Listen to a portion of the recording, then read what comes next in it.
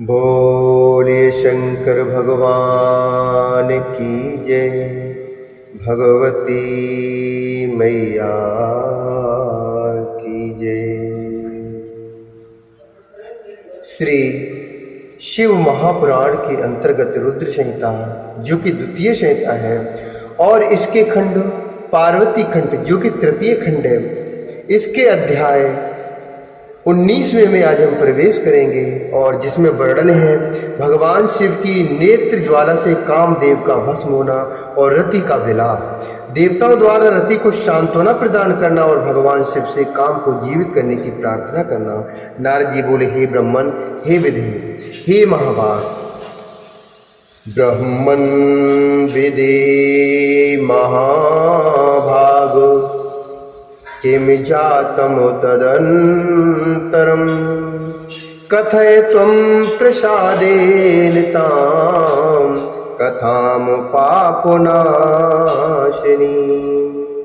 कथय त्वं प्रसादेन तां कथा पापनाशिनी। नारद जी बोले, हे ब्रह्मण, हे विदे, हे महाभाग, इसके अनंतर फिर क्या हुआ? आप मुझ पर दया करके इस पाप को विनष्ट करने वाली कथा का पुनः वर्णन कीजिए। तब ब्रह्मा जी बोले, हे तात, श्रूयताम सा कथा तात यज्जातं तदन्तरं तव स्नेहात् प्रवक्ष्यामि शिवलीला में मुदा वहाम्। तव स्नेहात् प्रवक्ष्यामि शिवलीला में मुदा वहाम्। धैर्यस्य व्यसनं दृष्ट्वा महायोगी महेश्वरः विचिन्त्यमनस्येवं विस्मितोऽति ततः परम्। विचिन्त्यमनस्येवं विस्मितोऽति ततः परम्। ब्रह्मा जी बोले, हे तात, इसके अनंतर जो हुआ उसे आप सुने। मैं आपके स्नेहवश आनंददायक शिवलीला का वर्णन करूंगा। हे नारद, उसके बाद महायोगी महेश्वर अपने धैर्य के नाश को देखकर अत्यंत विस्मित होकर मन में इस प्रकार विचार करने लगे। शिव जी बोले, मैं तो उत्तम तपस्या कर रहा था। मैं तो किमु विघ्नाः समुत्पन्नाः कुर्वतस्तपोत्तमम्।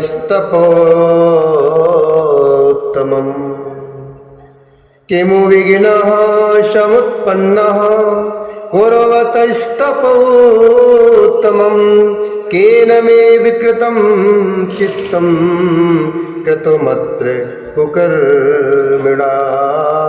कृतिमत्ते कुकर्मणा। वर्णनं मया प्रीत्या परिष्टे परवै कृतं जातो धर्म विरोधो अत्र कृतसीमा विलंघिता।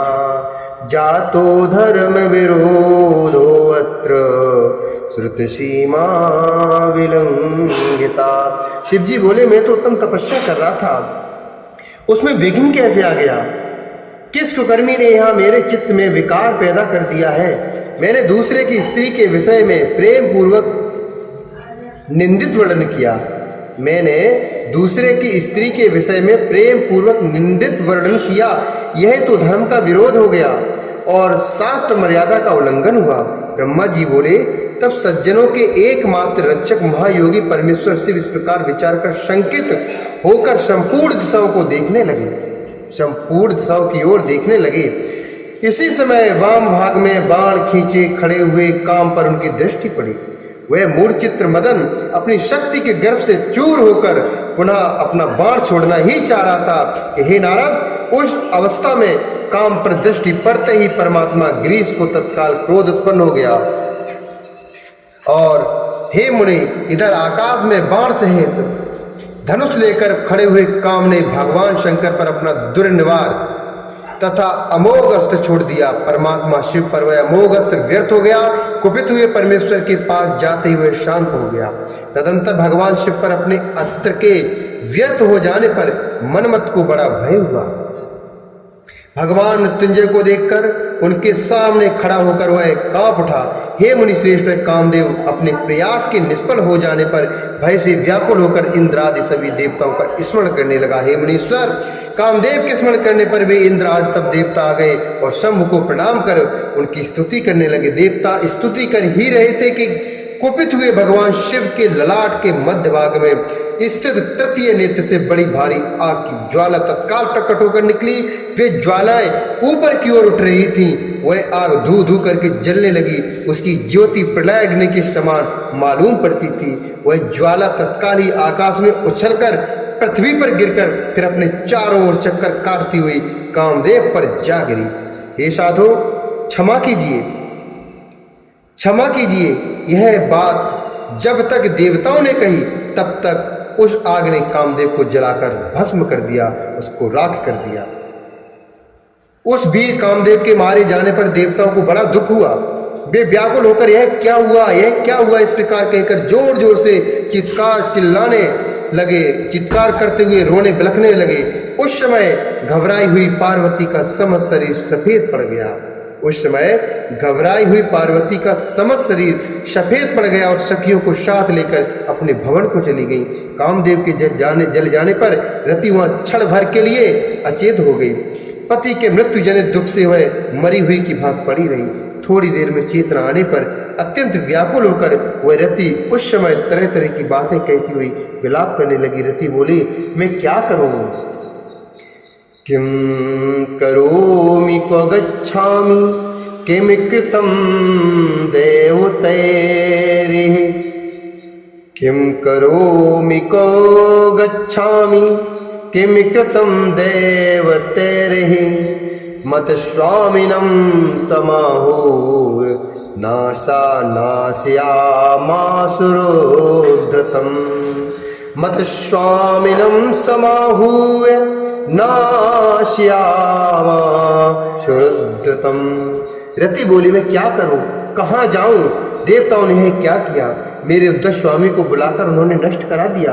हाय हाय हाय नाथ, हे स्मर, हे स्वामिन, हे प्राण प्रिय, हे सुप्रद, हे प्रिय, हे प्रिय, यह यहाँ क्या हो गया। ब्रह्मा जी बोले, इस प्रकार रोती बिलखती और अनेक प्रकार की बातें कहती हुई वह हाथ पैर पटक कर सिर के बालों को नोचने लगी। हे नारद, उस समय उसका विलाप सुनकर वहां रहने वाले समस्त वनवासी तथा सभी स्थावर प्राणी भी दुखी हो गए। इसी बीच इंद्र समस्त देवता महेश्वर का स्मरण करते हुए रति को आश्वस्त करके उससे कहने लगे। देवता बोले, थोड़ा सा भस्म लेकर उसे यत्नपूर्वक रखो, थोड़ा सा भस्म लेकर उसे यत्नपूर्वक रखो और भय छोड़ दो। विश्वामी महादेव जी अर्थात कामदेव को जीवित कर देंगे। विश्वामी महादेव जी कामदेव को जीवित कर देंगे और तुम पति को पुनः प्राप्त कर लोगी। कोई न सुख देने वाला है और न कोई दुख ही देने वाला है। सब लोग अपनी करनी का फल भोगते हैं। तुम देवताओं को दोष देकर व्यर्थ ही सुख करती हो। ब्रह्मा जी बोले, इस प्रकार रति को समझा बुझाकर सब देवता भगवान शिव के समीप आए और उन्हें भक्ति से प्रसन्न करके यह वचन कहने लगे। देवता बोले, हे भगवान, भगवन् श्रूयता मे तद्वचनं नः शुभं प्रभु, कृपां कृत्वा महेशान् शरणागतवत्सल।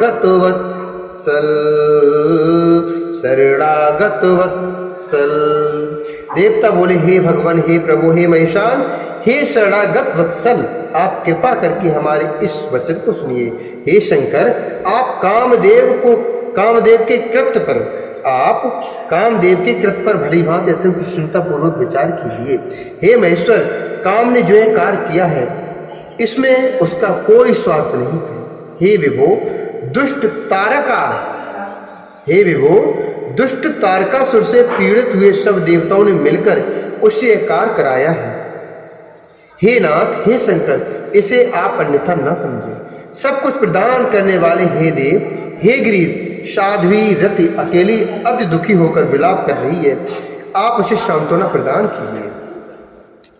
हे शंकर, यदि इस क्रोध के द्वारा आपने कामदेव को मार डाला तो हम यही समझेंगे कि आप देवताओं सहित समस्त प्राणियों का अभी संहार कर डालना चाहते हैं। उस रति का दुख देखकर देवता नष्ट प्राय हो गए हैं, इसलिए आपको रति का शोक दूर कर देना चाहिए। ब्रह्मा जी बोले, हे नारद, उन संपूर्ण देवताओं का यह वचन सुनकर भगवान शिव प्रसन्न हो गए। उन संपूर्ण देवताओं का यह वचन सुनकर भगवान शिव प्रसन्न हो गए और यह वचन कहने लगे। शिव जी बोले, हे देवताओं, देवाश्च ऋषयः सर्वे मदोच्चः शृणुतादरात् मत्कोपेन च यज्जातं तत्तथा अन्यथा भवेत। शिव जी बोले, हे देवताओं और ऋषियों, आप सब आदर पूर्वक मेरी बात को सुनिए। मेरे क्रोध से जो कुछ हो गया है वह तो अन्यथा नहीं हो सकता, वह तो अन्यथा नहीं हो सकता। तथापि रति का शक्तिशाली पति कामदेव तभी तक अनंग रहेगा जब तक रुक्मणपति श्री कृष्ण का धरती पर अवतार नहीं हो जाता, जब तक रुक्मणपति श्री कृष्ण का धरती पर अवतार नहीं हो जाता। जब श्री कृष्ण द्वारका में रहकर पुत्रों को उत्पन्न करेंगे, जब श्री कृष्ण द्वारका में रहकर पुत्रों को उत्पन्न करेंगे, तब ये रुक्मणी के गर्भ से काम को जन्म भी देंगे, तब ये रुक्मणी के गर्भ से काम को भी जन्म देंगे। उस काम का ही नाम उस समय प्रद्युम्न होगा, इसमें कोई संशय नहीं है। उस पुत्र के जन्म लेते ही शंबरासुर उसे हर लेगा। हरण करके दानव श्रेष्ठ मूर्ख संबर उसे समुद्र में फेंककर और उसे मरा हुआ जानकर व्यर्था ही अपने नगर को लौट जाएगा। हे रते, तुम्हें उस समय तक शंबरासुर के नगर में सुखपूर्वक निवास करना चाहिए। हे रते, तुम्हें उस समय तक शंबरासुर के नगर में सुखपूर्वक निवास करना चाहिए, वहीं पर तुम्हें अपने पति प्रद्युम्न की प्राप्ति होगी। हे देवताओं, वहां युद्ध में उस शंबरासुर का वध करके कामदेव अपनी पत्नी को प्राप्त करके सुखी होगा। हे देवताओं, प्रद्युम्न नामधारी वह काम शंबरासुर का जो भी धन होगा उसे लेकर उस रति के साथ अपने नगर में जाएगा। मेरा यह कथन सर्वथा सत्य होगा।